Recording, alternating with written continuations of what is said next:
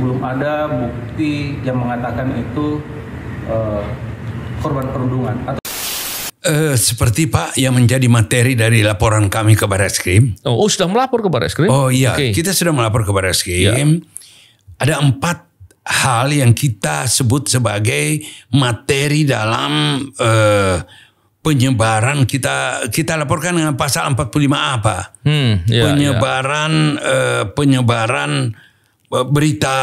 Penyebaran berita bohong. Penyebaran berita bohong yang dapat menyebabkan keonaran. Jadi itu ada 4 hal Pak. Yang pertama adalah pernyataan dari Polrestabes sudah menyatakan hari keempat sudah menyatakan bahwa tidak ditemukan fakta hukum bahwa ini bunuh diri. Oh, dikatakan sudah ada pernyataan Kapolrestabes Semarang. Tapi setelah itu Kemenkes sepertinya masih mengatakan bunuh diri. Ya, itu yang saya anggap saya agak mengerti hukum kepolisian Pak. Ini tekanan, intervensi ini namanya, intervensi eksternal terhadap fungsi-fungsi kepolisian, fungsi keresersean. Jadi perundungan itu segera disebut seolah-olah ini mati karena perundungan. Ini juga mengambil hak polisi. Kapasitas penyidik Polri itu diambil.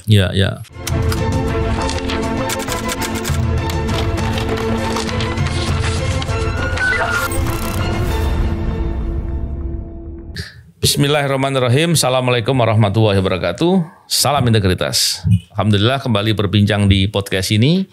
Kali ini kita membincangkan terkait dengan beberapa pemberitaan beberapa waktu yang lalu yang berhubungan dengan meninggalnya mahasiswa kedokteran di Fakultas Kedokteran di Undip ya, atas nama Dr. Aulia. Dan ini menarik sekali karena beberapa waktu yang lalu kita mendengar penyampaian dari Menteri Kesehatan terkait dengan salah satu hal yang disebut sebagai penyebab karena ada bully dan kemudian akhirnya bunuh diri. Tapi sepertinya ada banyak hal yang kita ingin diskusikan lebih dalam untuk melihat apa sebenarnya yang terjadi. Bersama dengan kita hari ini ada Dr. Nasir. Apa kabar? Pak Nasir? Makasih. Baik, sehat alhamdulillah. Sekarang profesor beliau, Bapak ya Pak ya? Saya belum.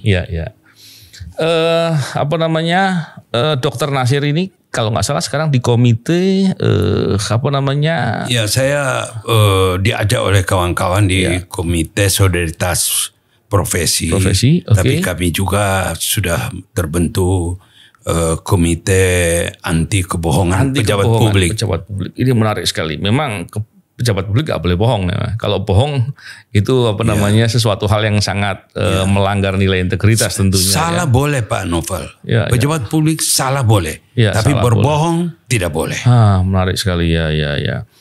Pak Nasir, saya ingin dapat cerita dari Pak Nasir. Sebenarnya apa sih yang menjadi beberapa simpang siur ini? Karena saya lihat dari Undip juga menyampaikan ada beberapa rekan guru besar dan dokter juga menyampaikan hal-hal tanggapan-tanggapan terkait dengan penyampaian Menteri Kesehatan. Bahkan seingat saya beberapa waktu yang lalu dekan Fakultas Kedokteran diberhentikan katanya. Ya, diberhentikan dari menjalankan aktivitas klinis artinya praktek di Rumah Sakit Dr. Karyadi. Jadi tidak boleh, padahal dia adalah seorang ahli bedah onkologi, bedah tumor yang sangat senior di Semarang. Pasiennya sangat banyak. Di Rumah Sakit Dr. Karyadi sangat banyak yang menunggu beliau, yang antri pada beliau berbulan-bulan baru ketemu. Sekarang dilarang praktek di sana. Dilarang praktek di Rumah Sakit Karyadi Semarang. Melakukan aktivitas klinik. Jadi tidak hanya praktek di poliklinik, tapi juga melakukan operasi, melakukan konsultasi, dilarang. Tanpa sesuatu sebab yang sebabnya sih dicari-cari. Katanya mencegah konflik of interest karena beliau dekan. Selain ahli bedah onkologis, beliau juga dekan. Dekan di Fakultas Kedokteran Undip ya. Pak Nasir, kalau melihat dari fakta-fakta yang terjadi, ada beberapa penyampaian yang tadi saya katakan di awal dari Menteri Kesehatan bahwa ada perundungan di sana, walaupun beberapa pejabat di Undip ya, di rektorat tentunya itu telah memberikan beberapa penjelasan ya. Bahkan rektor Undip juga menyampaikan itu, memberikan penjelasan bahwa kalau emang ada perundungan pasti akan dikeluarkan lah atau diberikan sanksi yang serius. Betul. Bisa nggak Pak Nasir bisa memberikan gambaran kepada kita semua sebenarnya apa sih yang terjadi? Apa benar ada perundungan? Apa benar sampai ada bunuh diri? Apa yang terjadi sebetulnya Pak Nasir?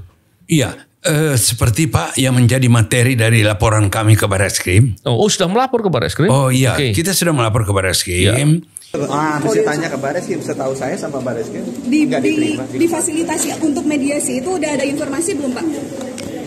Saya belum dikontak. Kalau diundang untuk audiensi mau Pak? Artinya kalau mereka mau datang, silakan.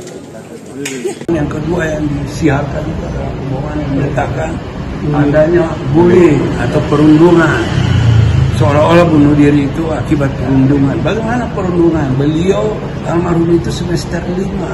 Siapa yang membuli semester 5? Kemudian yang ketiga mengatakan ada pemalakan 20 sampai 40 juta. Itu juga tidak benar. 20-40 juta itu beliau almarhum dalam kapasitas sebagai bendahara yang mengumpulkan dana teman-temannya. 11 orang itu terkumpul 40 juta dan itu dibelanjakan selama beliau 3 bulan menjadi bendahara. Itulah yang kemudian dicatat di dalam buku. Ada 4 hal yang kita sebut sebagai materi dalam penyebaran, kita laporkan dengan pasal 45A Pak.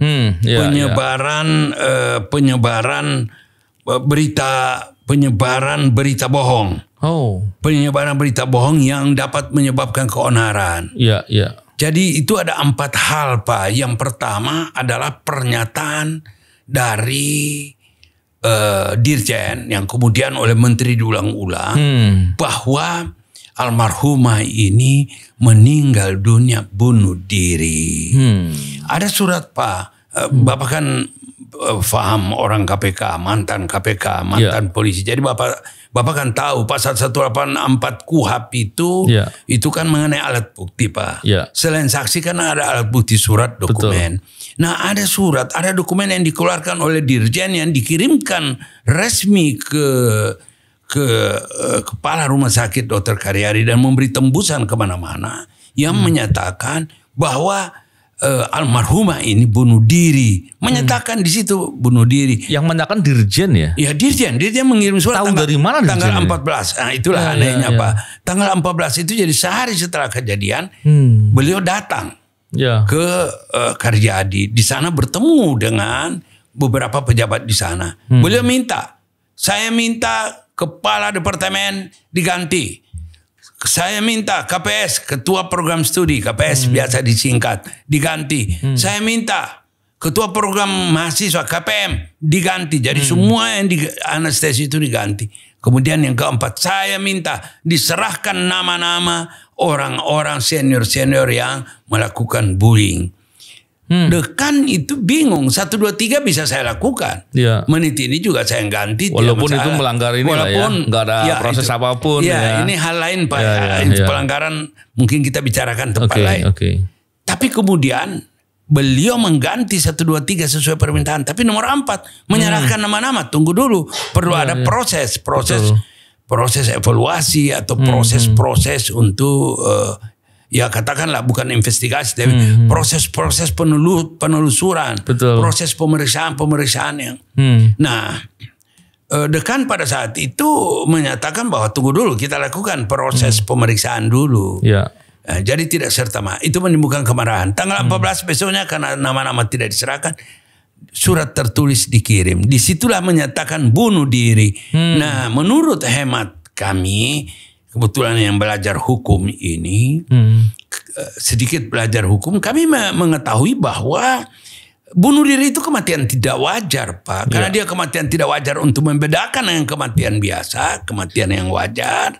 Dan untuk membedakan antara bunuh diri atau dibunuh, itu tentu ada campur tangan, ada proses sidik-lidik di sana. Kewenangan kepolisian masuk, tindakan kepolisian. Pasal 18 Undang-Undang nomor 2 tahun 2002. Itu tidak bisa orang sembarang orang menyatakan itu bunuh diri. Di situ Dirjen sudah menyatakan bunuh diri. Dan besoknya menteri sudah bicara kemana-mana. Kemudian itu pertama Pak. Yang kita anggap sebagai kebohongan publik. Jadi menyebarkan berita bohong. Yang kedua, dalam surat itu juga menyatakan bahwa bunuh diri itu diduga karena Boeing perundungan.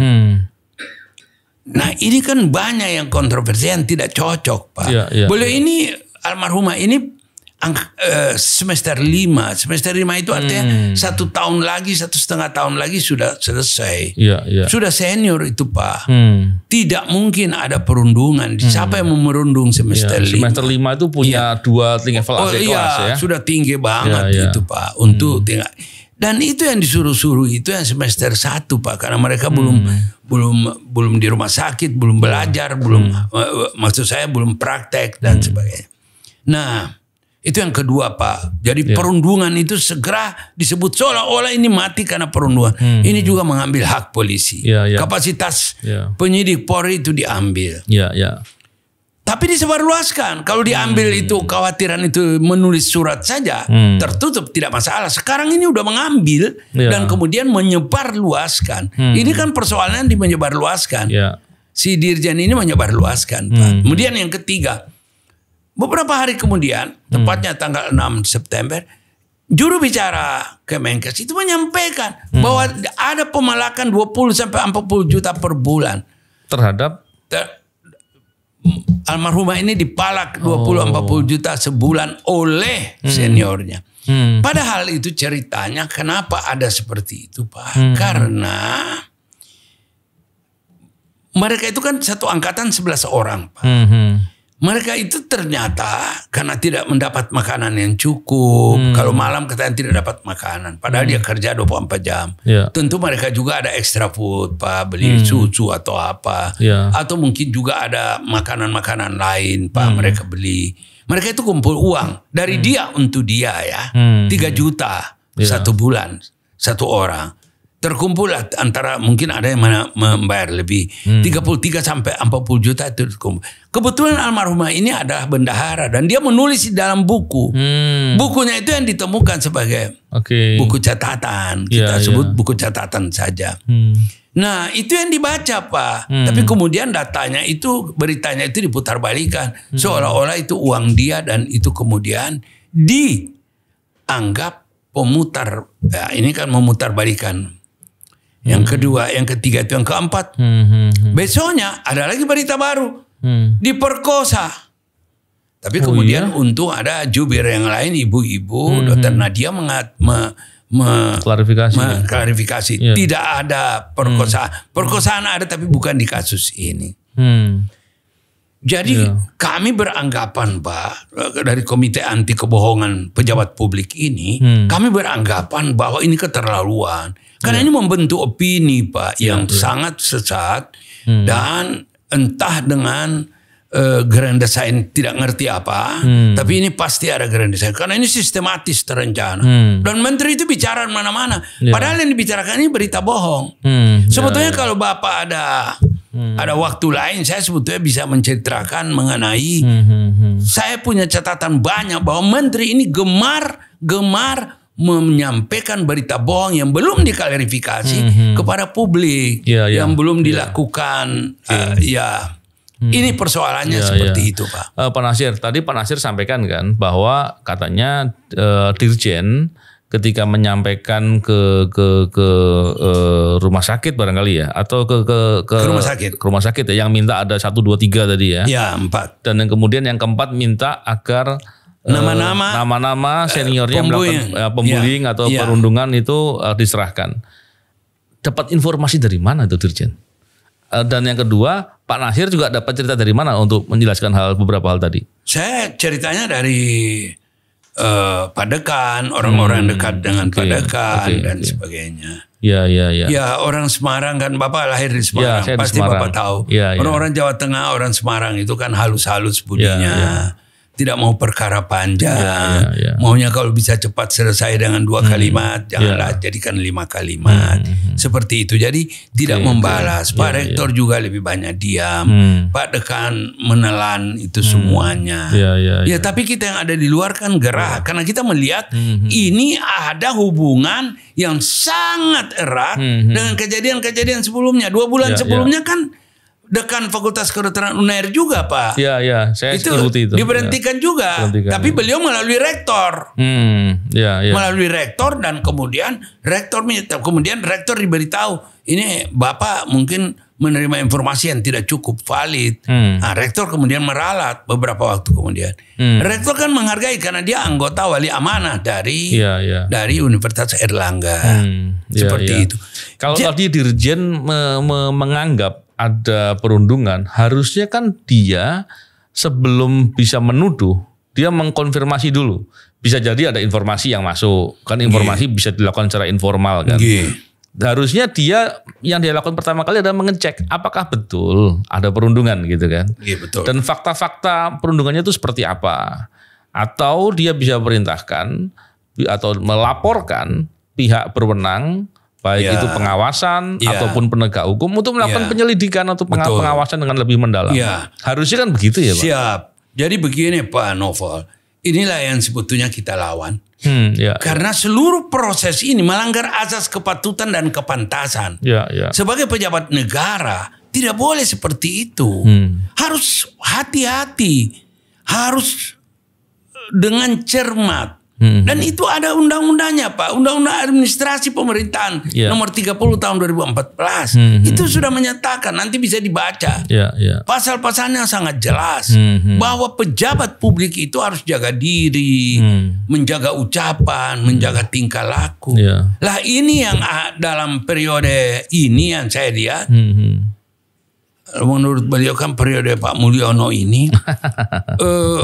Ya ini Pak, kebohongan demi kebohongan ini dipertahankan. Dan Bapak tahu sendiri, kalau kebohongan diucapkan berulang-ulang, itu sudah seolah-olah menjadi kebenaran.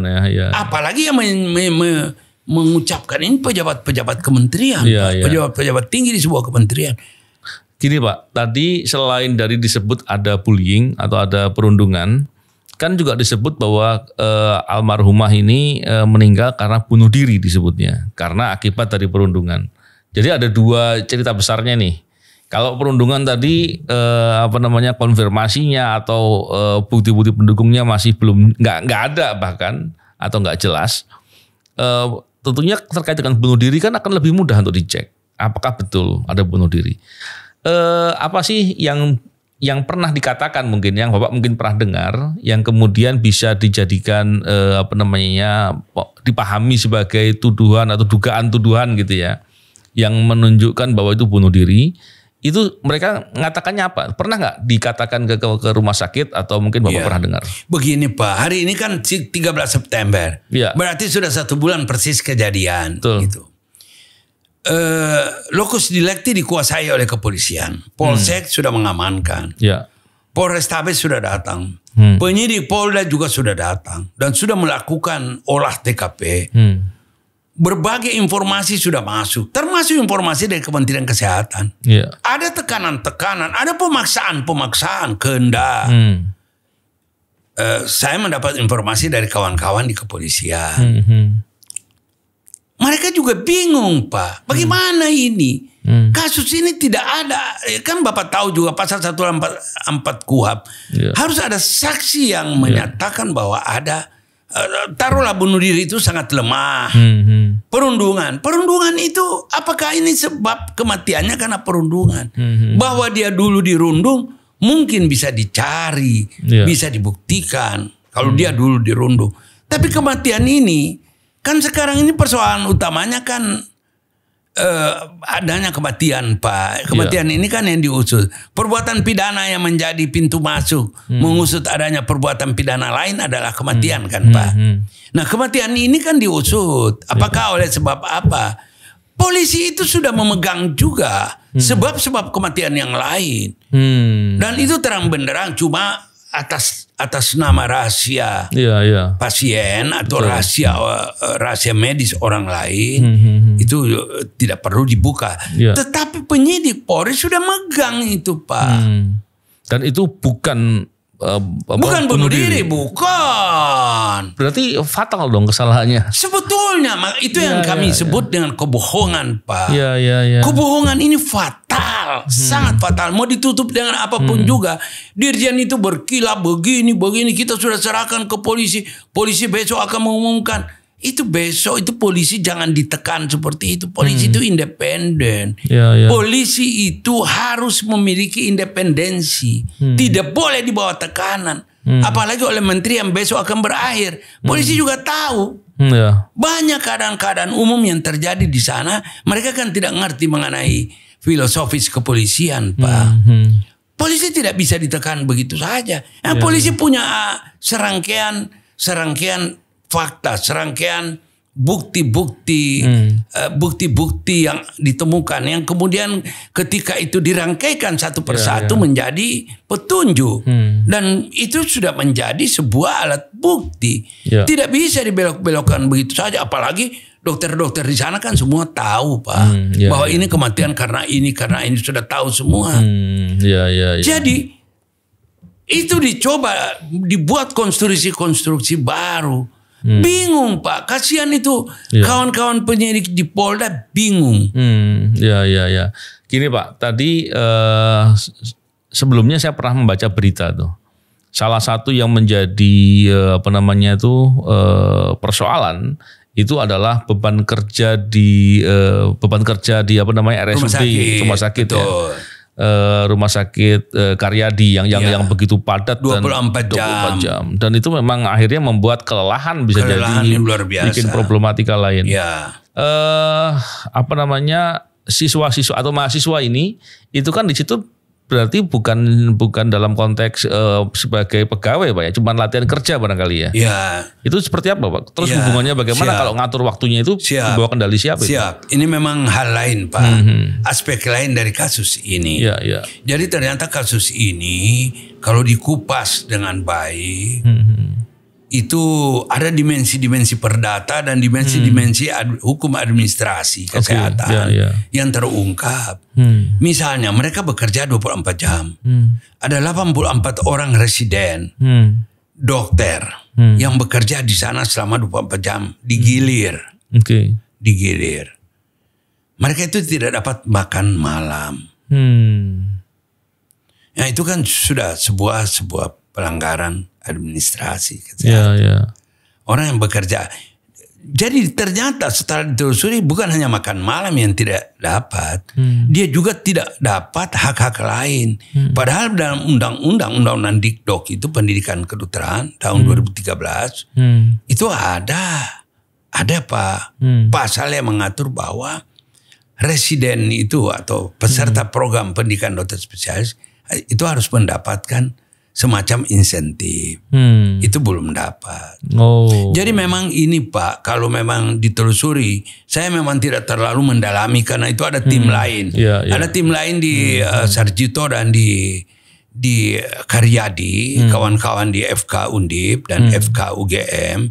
Mereka sedang menghitung. Sebetulnya ini adalah kesalahan Kementerian Kesehatan juga. Jadi ini terpercik muka sendiri, Pak. Menepuk air di dulan terpercik muka sendiri. Begitu banyak. Jadi aturan untuk operasi 24 jam ini juga dikeluarkan oleh kepala rumah sakit. Ada, Pak, ada suratnya. Kalau Bapak mau juga saya kasih, ada di HP saya ini. Jadi ada surat dari direktur rumah sakit yang memberitahu seluruh dokter-dokter bahwa Anda harus operasi 24 jam.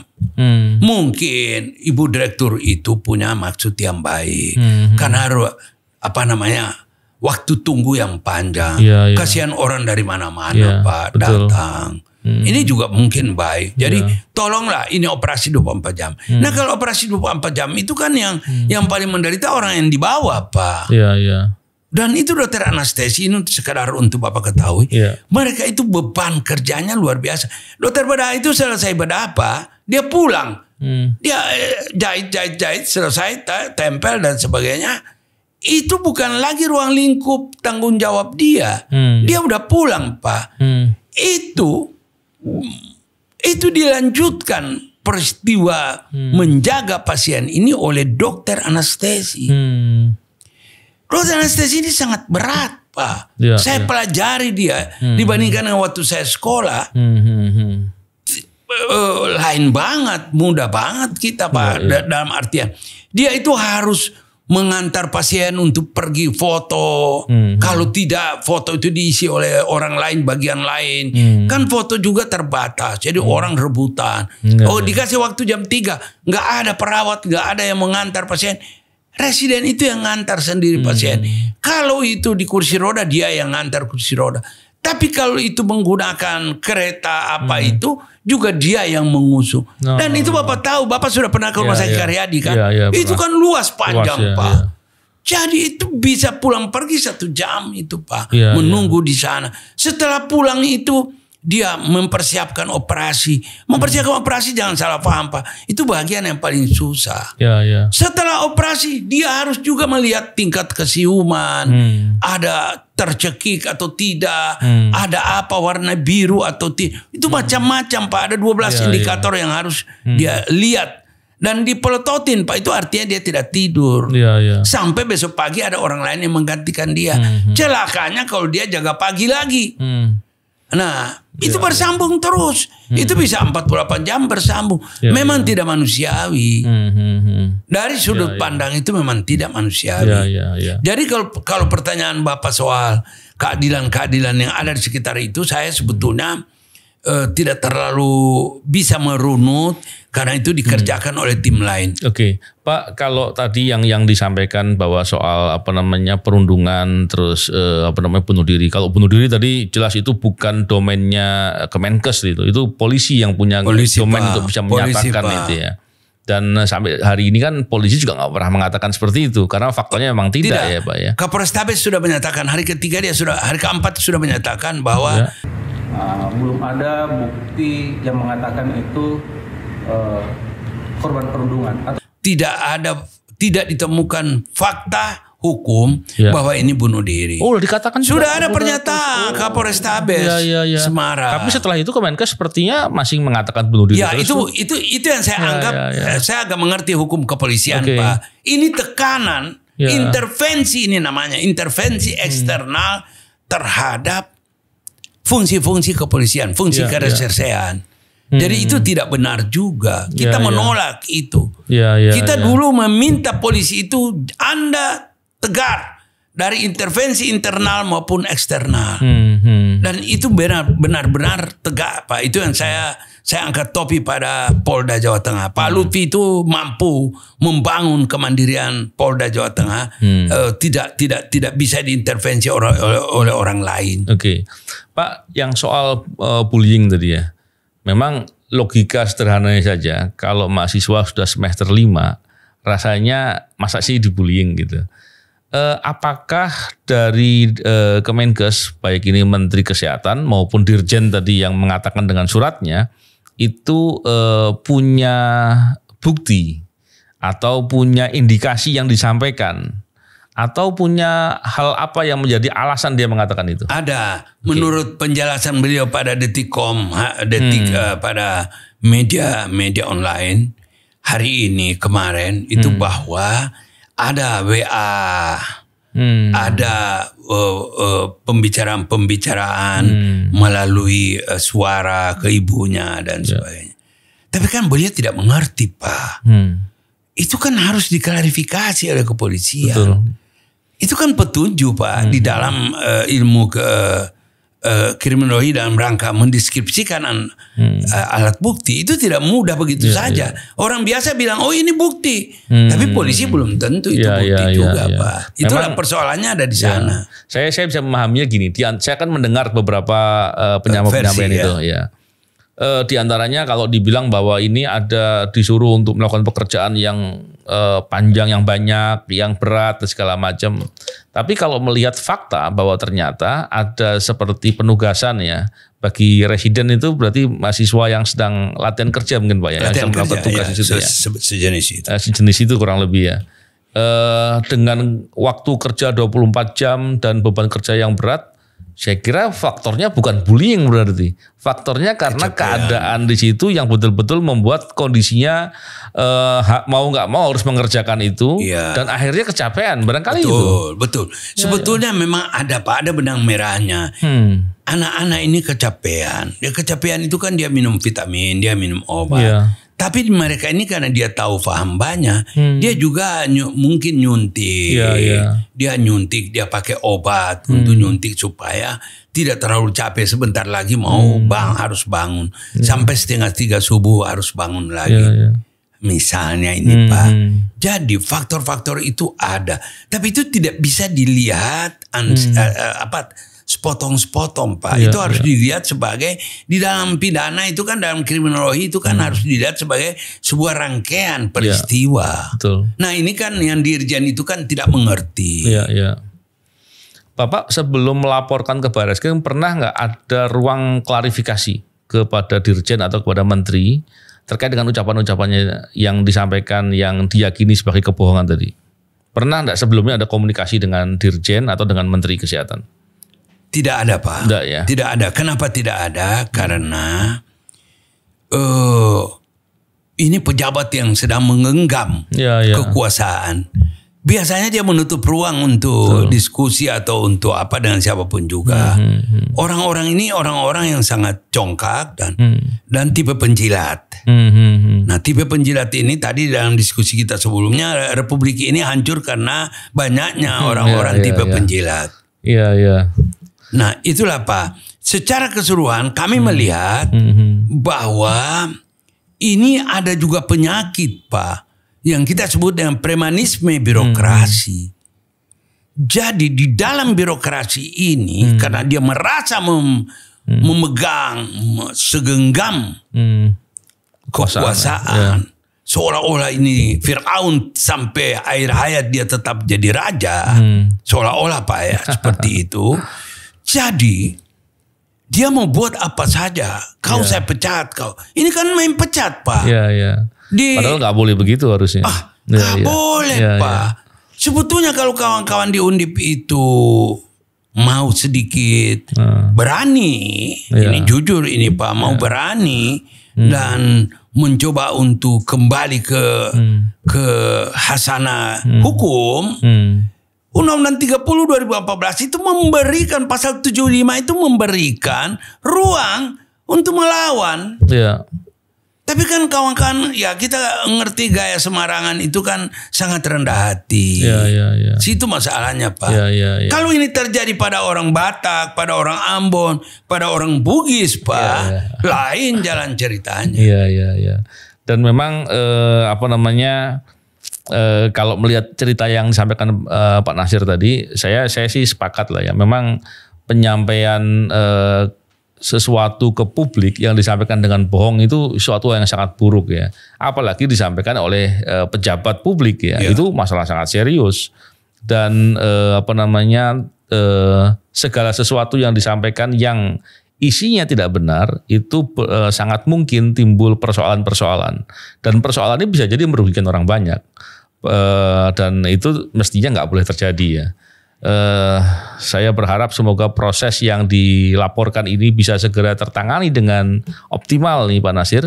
Yang dengan begitu sekaligus menjadi pembelajaran agar ke depan pejabat publik jangan lagi menyampaikan kebohongan. Karena kebohongan bisa berdampak kemana-mana. Ini Pak izin saya mungkin tutup dengan informasi. Saya baru saja mendapat informasi dari berbagai pihak. Ini sampai sore saya datang ke tempat Bapak ini udah 37 orang yang menyiapkan, 37 kelompok yang akan datang ke Polres dan Polda masing-masing untuk melaporkan juga kebohongan publik ini. Yang dilakukan oleh Menteri Kesehatan dan Dirjen tadi. Sama dengan yang kami lakukan ke Barreskrim, tapi mereka melakukannya di daerah-daerah dan di Polres-Polres dan di Polda-Polda. Ini kan jadi suasana menjadi tidak enak. Karena semuanya Pak kebohongan publik.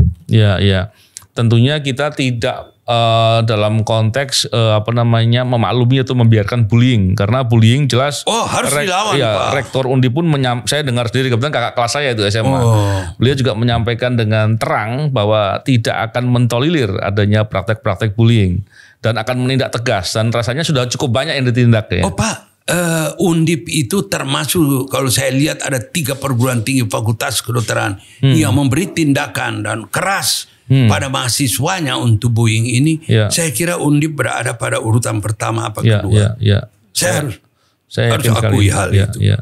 Iya Pak, saya kira cukup jelas, dan tentunya sekali lagi kita tidak mentolerir sedikit pun terhadap tindakan bullying, dan tapi sebaliknya kita juga tidak akan membiarkan adanya kebohongan-kebohongan publik yang disampaikan oleh pejabat, karena itu akan berdampak, dan tentunya dampak itu yang harusnya nggak boleh terjadi. Terima kasih Pak Nasir, semoga proses ini bisa berjalan dengan segera dan menjadi pembelajaran bahwa penyampaian pejabat itu harus jujur. Terima kasih sekali lagi. Salam integritas. Assalamualaikum warahmatullahi wabarakatuh.